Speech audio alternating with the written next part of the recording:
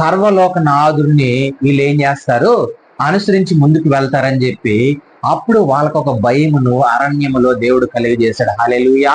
ఈ రోజు మనం కూడా సరే, మన పిల్లలు మనం ఏం చేస్తాం, మన పిల్లలు కూడా అదే చేస్తారు. నువ్వు సత్యమును అనుసరించే సత్యంలోనే వీళ్ళు వెళ్తారు, అదే విధముగా అసత్యమును అనుసరిస్తే అసత్యంలోనే వాళ్ళు ముందుకు వెళ్తారు. అందుకని దేవుడు ఒక్కొక్కసారి వాళ్ళని భయపెట్టినా కూడా సరే వాళ్ళందరినీ తన హక్కును చేర్చుకొని వాళ్ళకి శ్రేష్టమైన దేశమును పాలు తేళ్లు ప్రవహించే దేశం ఇచ్చాడు. హల్లెలూయా. ఎంత గొప్ప దేవుడో చూడండి. ఇచ్చిన వాగ్దానం అబ్రహాముకు దేవుడు వాగ్దానం చేశాడు. ఆ వాగ్దానమును ఎవరి ద్వారా ఏర్పాటు చేసుకున్నాడు చూడండి, మోషేని పిలిపించుకున్నాడు. అదే విధముగా మోషే మాత్రము పాలు తేళ్లు ప్రవహించే కనాను దేశంలోకి వెళ్ళలేదు, కానీ యోర్దానికి యువతలే ఉండి ఆయన మరణించడం జరిగింది. అయితే తద్వారా అంతటితో తన ప్రయాణమును, తన బిడ్డల ప్రయాణమును ఆపివేయలేదు దేవుడు. తర్వాత ఎవరిని ఏర్పాటు చేసుకున్నాడు, యెహోషువని ఏర్పాటు చేసుకున్నాడు. యెహోషువ ద్వారా ఆ పాలు తేళ్లు ప్రవహించే దేశమును స్వాస్థ్యముగా దేవుడు ఇచ్చాడు. ఈ రోజు నీకు నాకు ఇచ్చిన స్వాస్థ్యం ఏంటో తెలుసా?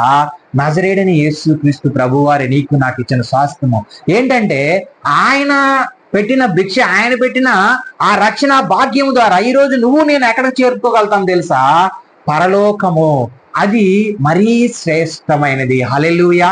చూడండి, పాలు తేళ్లు ప్రవహించే దేశంలో ఒకవేళ వీళ్ళు కష్టపడవచ్చు, అనేక సమస్యలు ఏర్పడొచ్చేమో, కానీ ఇక్కడ మాత్రము పరలోకములో నీకు మాత్రం ఇలాంటి పనులు, నేను ప్రతిరోజు నిద్రలేయాలి, పలానా డ్యూటీ చేయాలి, పలానా టయానికి వెళ్ళాలి, పలానా దగ్గరికి వెళ్ళాలని లేదు. నువ్వు దేవుణ్ణి స్తుతించే టైము, నువ్వు దేవుణ్ణి ఆరాధించే టైము, దేవునితో గడిపే టైం తప్ప ఇంకా వేరే పని అంటూ నీకు పరదేశంలో పరలోకంలో ఉండదు. హల్లెలూయా.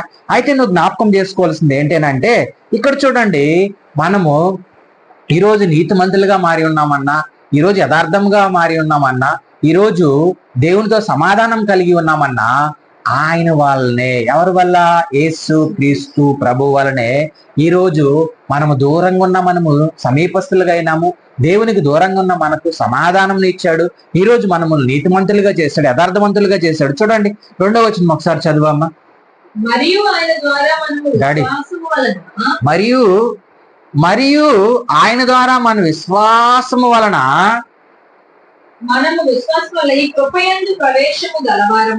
ఈ కృపయందు ప్రవేశము గలవారమై అందులో నిలిచియుండి దేవుని మహిమను కూర్చిన నిరీక్షణను బట్టి అతిశయపడుచున్నాము. చూడండి, మరియు ఆయన ద్వారా మనము విశ్వాసం వలన, ఎవరి ద్వారా? మరియు ఆయన ద్వారా, యేసు క్రీస్తు ప్రభువు ద్వారా మనలో ఉన్న విశ్వాసము ద్వారా ఈ కృపయందు ప్రవేశం. ఏ కృప? దేవుని తండ్రి అయిన దేవుని కృపలో మనం ఏం చేస్తూ ఉన్నాము? ప్రవేశించగలుగుతూ ఉన్నాము. హల్లెలూయా. దేవుని కృపలో మనం ఈ రోజు ఏమై ఉన్నాము? ప్రవేశించగలుగుతూ ఉన్నాం. ఆ కృప ఏంటో ఒకసారి చూడండి. ఎఫెసీయులకు రాసిన పత్రిక 2:18 చూడమ్మా త్వరగా. ఆయన ద్వారానే మనము ఉభయులము ఒక్క ఆత్మయందు తండ్రి సన్నిధికి చేరగలిగి ఉన్నాము. చూడండి, హల్లెలూయా. ఇక్కడ అంటూ ఉన్నాడు, ఆయన ద్వారానే మనము ఉభయములు ఒక ఆత్మయందు తండ్రి సన్నిధికి చేరగలుగుతూ ఉన్నాం. ఒక ఆత్మ, ఒకే ఆత్మ ద్వారా మనం ఏం చేస్తాము? తండ్రి సన్నిధికి ఈరోజు చేరగలుగుతూ ఉన్నాము. అయితే ఇంతకు ముందు మనకి ఏం లేదు, మనము దూరంగా ఉన్నాము. ఈ రోజు ఈయన ఆత్మ ద్వారా, యేసు క్రీస్తు ప్రభువారు ఆత్మ ద్వారా, ఒకే ఆత్మ ద్వారా ఈరోజు మనం ఎక్కడికి చేరగలుగుతూ ఉన్నాము? తండ్రి సన్నిధిలోకి మనము చేరగలుగుతూ ఉన్నాము. హల్లెలూయా. ఈరోజు తండ్రి సన్నిధిలోకి మనము చేరగలుగుతూ ఉన్నాం. చూడు 3:12 చదువమ్మ ఒకసారి. అందులోనే ఆయన యందలి విశ్వాసము చేత ధైర్యమును నిబ్బరమైన ప్రవేశమును ఆయన బట్టి మనకు కలిగి ఉన్నది.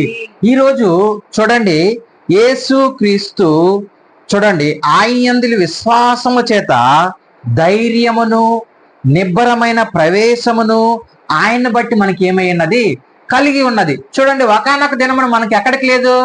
ప్రవేశం ఉందా లేదా? లేదు. ఈ రోజు మనము ఆయన కృపలో ప్రవేశించగలుగుతూ ఉన్నాము. హల్లెలూయా. ఎంత కనికరం కలిగిన దేవుడు ఒకసారి జ్ఞాపకం చేసుకోవాలి. మనం సమీపస్తులు కాదు, దూరస్తులుగా ఉన్నాం, అయినా సమీపస్తులుగా చేస్తాడు. ఈరోజు ఆయన కృపలో చూడండి, యోహాను రాసిన పత్రికలో మొదటి అధ్యాయం ఉంటది, కృప వెంబడి కృపను ఆయన మనకు అనుగ్రహించి ఉన్నాడు. హల్లెలూయా.